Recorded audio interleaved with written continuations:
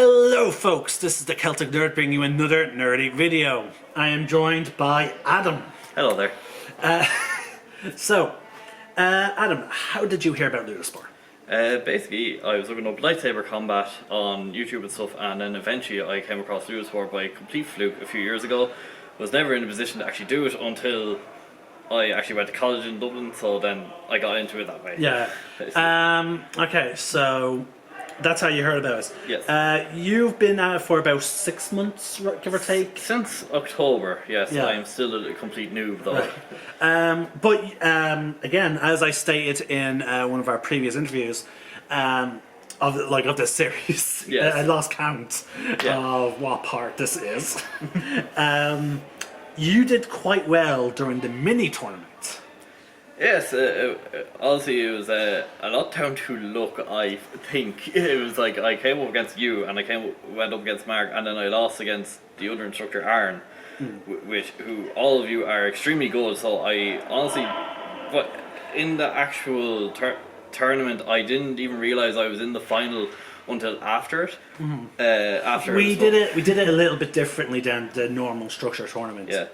Because normally there's a round robin and then an elimination process, but instead we just did round robin. Yeah, yeah. It was very confusing. I was like, apparently I was in the semi-final. I didn't know. Didn't realize I was. Yeah. Again, it was a mini tournament, so obviously we just stick to one half of the tournament doctrine, which is again the round robin. Exactly. Yeah. Which is always good, especially with the old system. It was great for racking up those stall points. Yeah. Because you didn't have to worry about losing your fight, because you can try and make up for it in later fights. Yeah. Yeah. But with the new system, which mainly cares about war points, it's a little the fact that style points now are only to be used for tiebreakers. Oh, okay, yeah. Yeah. So if you had the same amount of wins as someone else, they would then look at your style points to determine the tie. Yeah. Which again, someone suggested that they did that because they couldn't afford to keep handing out 2 prizes. Fair enough. Every tournament, not all academies could have the money. Yeah. Whereas at Champions Arena, for example, the prizes are actually 2 Polarises.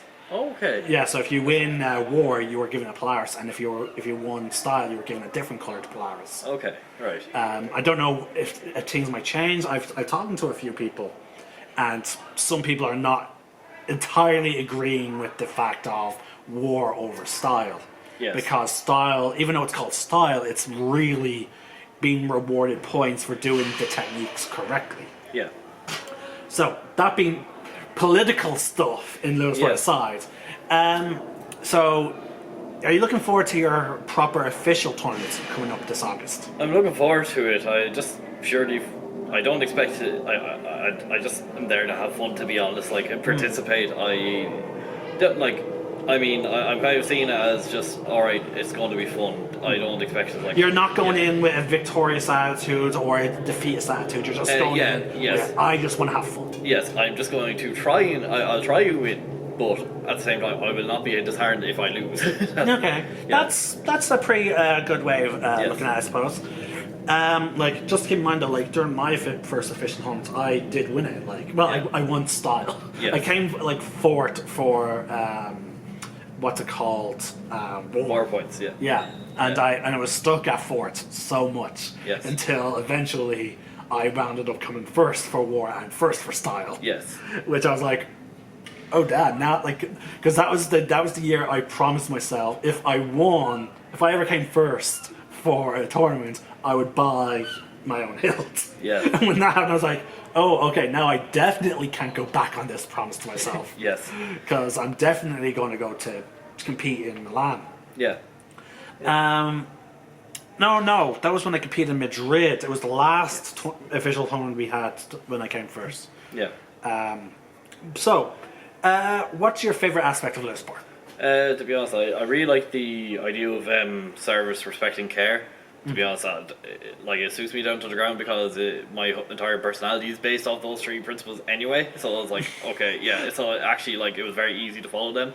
It really emphasizes the fact that it's meant to be a real team play sport, and everybody looks after each other, and it's just a good community. That like, Even though we're technically competing against each other with every fight, it's more of a community. It's more of a community. Like, say you're fighting against people, and like, yes, like accidents happen, like, or you're fighting against someone and you're trying to win and you're trying to catch them off guard and you're like trying to like break through defenses and stuff. But then afterwards, you also discuss it as like, okay, I done this or you done this really well, but you didn't do this great. So you're talking about, even after sparring sessions, I would learn a lot. From just hearing other people talk, and when I've seen other people how they fight, then I know how better to like fight against them. I like from personally, the same can be said for them watching you fight. Exactly. Like I find in every single sparring session, I always mess up the first sparring. But then when I go back into the ring, I learn from what people are doing, because every people try different things themselves, and as a result, I have to learn how to. Well, isn't that the point of the end of class sparring, is to practice techniques. I feel like that's where that's probably the part of the class I enjoy most. Is the fact that everyone's trying to learn from one another. Exactly, yes. And also, even when you're, say if there's a trial class and you're new people in and you're revising, and then the sparring session is where you get to try the things that you were thinking about all week. And try to actually apply them. That's what I like about sparring. But overall, the entire the hours fly by during the week. Like say the 2 hours. Yeah, it does. There's not enough time for sparring. Exactly, and it'd be nearly a case like if it was on twice a week or 3 times a week, I would go every day. Oh yeah, I would as well. Yeah. We used to actually have 2 classes. Every week, but as we lost one person that I'm aware of due to he was not a fan of the direction that Lewis Sport was going, in the sense that it was more about style points. But now it's gone back to more prioritizing more points. Which again, I don't know. Again, Lewis Sport is a constantly evolving sport. It wasn't that long just before COVID did they even start to introduce the alternate weapons. Yes. You know, like the saber staff is what I want. That was the whole purpose I joined Lewis Sport. I want to learn how to use the saber staff, and from there I can do. It encouraged me to do other martial arts that like to learn. Well, the only problem is you have to wait until after course one. Exactly. So I was kind of okay. I obviously can't jump in straight away. So I realized it's Form 1, then Form 2, then Course Y, and then I can do it. Yeah. How would you as someone who just recently joined, how do you feel about that progression system? It's fine, to be honest. It's as expected. You have to walk before you run, so it makes sense. It's just a lot of patience, really. But to be honest, after learning Form 1. I like even seeing how after fighting both Form 1 and Form 2, I can already see that Form 1 I prefer in terms of just how stable it is. Form 2 is really fun and really dynamic, and it's really aggressive, whereas Form 1 is just nice and balanced, and it's a safe option. Yeah, it's your safe house. Yes, and it'll keep me going until I get to where I want to go. Ideally, I want to learn Form 5, but that's so far down the line that I can't even think about it right now. So you think that even as you learn Form 2, during, let's say, your most important sparring matches, which will be tournaments, you'll probably go to your safe house, Form 1? I probably would, just from... I like being a defensive and counter-attack, and then I'm saving the aggressive side of it when I get to further forms where it's about power and finesse. Form 3 would be up your alley, because it combines a little of Form 1's defense with some of the with the more of the aggressive nature of Form 2. Yes. Because it's all about counter strikes, it's all about that spiral. Yeah.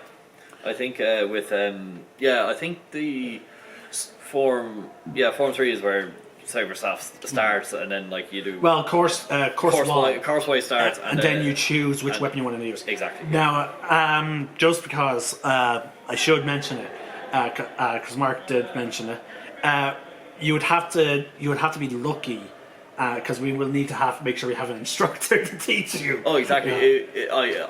I kind of surmise that it will be a case that I will go to Italy and learn it myself. So you'll be the Lewis Sport, if there is not one already. Yes. Because we do have one person who is potentially interested in it, but he hasn't been around Yes. for a while. I don't want to say names because again, like Oh, yeah, I don't know yeah, if yeah. he's still in Lewis Sport or whatever. So I don't want to say stuff But without. like ideally, what I want to do with Lewis Sport is I want to become an instructor.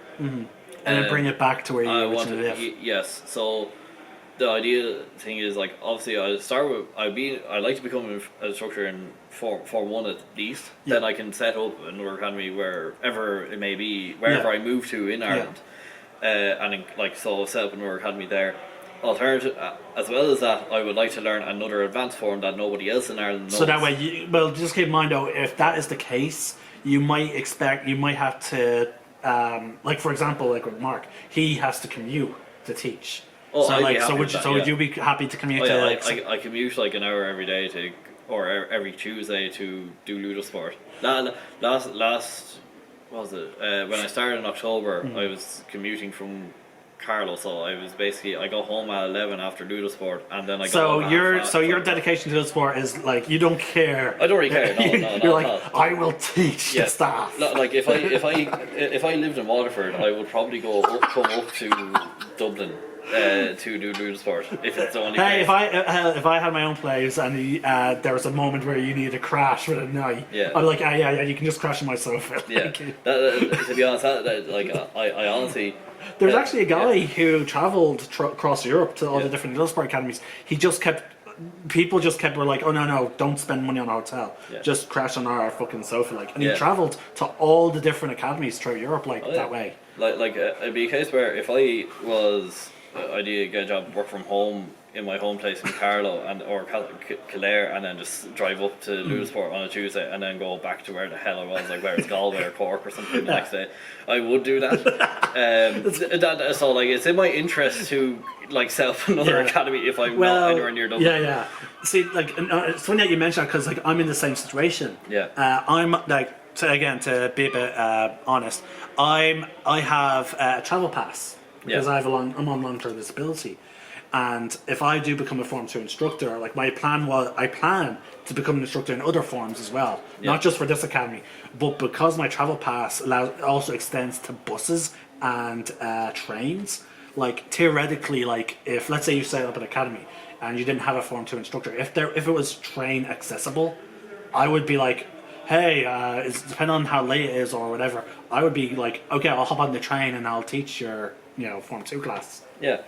Oh yeah, definitely. I mean, my idea is to be basically a substitute. Yes. For the different academies, because again, make use of my travel pass for the community. Yeah, the three forms that I would like to be an instructor in, I would like to know all the forms, obviously. But in terms of actually mastering it and teaching, it would be Form 1, Course Y, and Form 5. Sorry for interrupting you. It's great to see you're definitely passionate about it. It's just I'm noticing the time, like. Oh yeah. And I want to get back to some of my other questions. Yeah, go on. So clearly you are very passionate about Ludosport. Clearly you enjoy it to the point where you'll be willing to commute just to teach a class. Yes. You're just going yes. Yes, my saber is literally being made right now. Oh, is it? It was supposed to be a Christmas present. It has not been made yet. So wait, where'd you order from? I ordered from Nordic Sabres, who's actually an affiliate. Very nice. Yeah, they're an affiliate of Ludosport. Yeah, I talked to himself, and it's very. I'm hearing some music, so I do want to wrap this up. Yeah. Go on. So, what colours? They don't actually have that many options if I recall. Nordic Sabres doesn't. What colour? Do you have a name for your hilt? Don't have a name yet, but. What about colour when you finish Form 2? Yellow. Yellow. Yes. Okay. Yeah. We have a special sparring session to get to, where we're gonna try and have the lights turned off. But again, that'll be in a separate video. So stay tuned and make sure you click the next. Stick around for the next video. This is the Celtic Nerd signing out. May the force be with you, and remember, roll for initiative.